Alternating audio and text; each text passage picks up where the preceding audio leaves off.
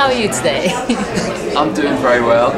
Just come up from a morning of filming on set of Merlin in Cardiff and just arrived at the CFI in London for the first episode of season 4. Yeah. Can you give me a little synopsis of what's happening in the first episode? The first episode kicks off with a bang, as is the theme of our series openers so far. Morgana is on the rampage. She left her at a point in series 3 when her sister was very badly maimed by me and Larry.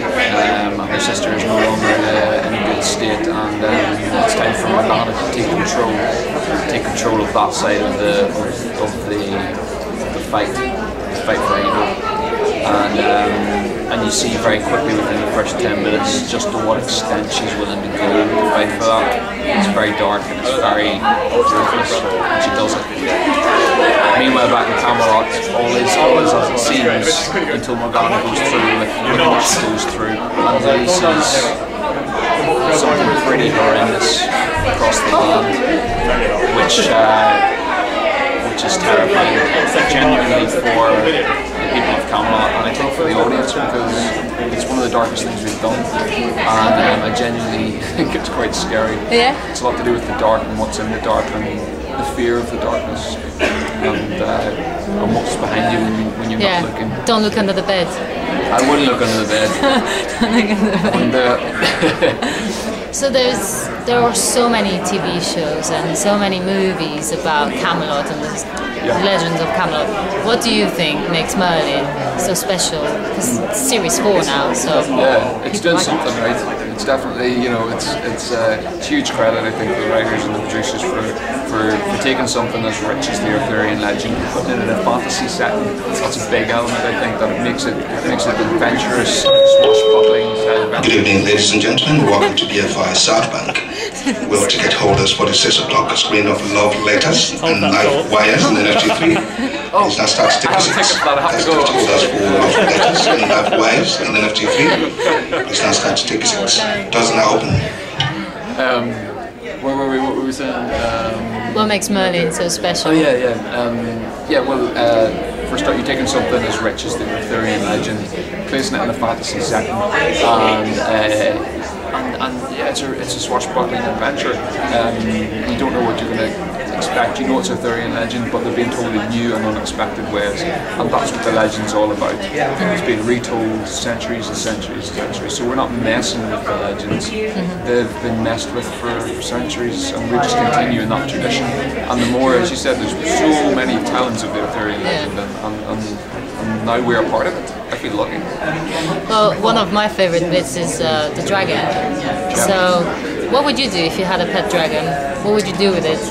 I was disappointed it took Merlin a while to get the dragon out for a bit of a flight and jump on his back and go for a ride around the place. That's the first thing I would do. I don't know why Merlin didn't think. Never-ending story. Never-ending story, exactly. Getting to live out your childhood dreams. That's one of the first things I'd do. I don't know. I think you could probably train him up for something pretty cool as well. I don't know. I'm thinking King Kong style somewhere. Yeah, use it profit, to become king of the world. Yeah. As an acting point of view, is it hard to talk to a green screen, essentially, isn't it? Not when you've got the voice of John Hurt being played out there. He's an absolute legend, and of course, 4th series, and now I know what the dragon looks like. I know what I'm talking to, and I know how he moves, and I know how to approach that. So when you're talking to him and how he moves, I don't know, I can see it in my head really vividly when I do it. So I guess it just helps to have a good imagination. Do you have time to watch TV? And if so, what do you watch? Not a lot, I love Game of Thrones. I watched that recently. That's brilliant. I think that's a really good show. I'm revisiting some old series now as well. I love Carnival. Some brilliant TV series. My favourite TV series of all time was 6 Feet Under. I think that's brilliant. So yeah, I don't get to watch a lot of real TV though. The real life goes out the window when you're doing more of it. That's probably good. It means you're doing stuff. So. Have you had a chance to do anything else about Merlin? Yeah, I've got a film coming out. It's being released on the 14th of October in Ireland, and it's getting the UK release date sometime after that, not too long after that. It hasn't been announced yet. It's called Parked, and it's set in Dublin, and it tells the story of a young druggie living out of his car in Dublin, who befriends an older guy, Fred, who's come back home and can't get welfare benefits. So it's a story of friendship and redemption and the importance of feeling at home.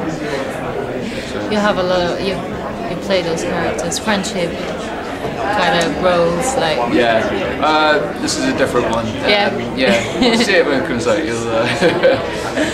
Okay, if you could play any role of any movie or even fictional stuff, what would it be and why? Too many. Way too many. I mean, Indiana Jones. That's gonna be good. The role. What was his name? Have you seen the film Big Trouble in Little China? Yeah. Kurt Russell role. I think that's he's just cool.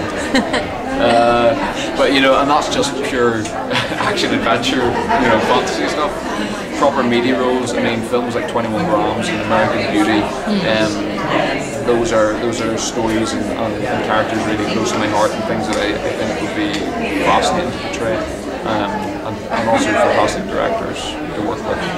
So yeah, I think anything that challenges, anything that excites, and anything that you read for the first time and you go, yes, I gotta do this. That's the way I want to play.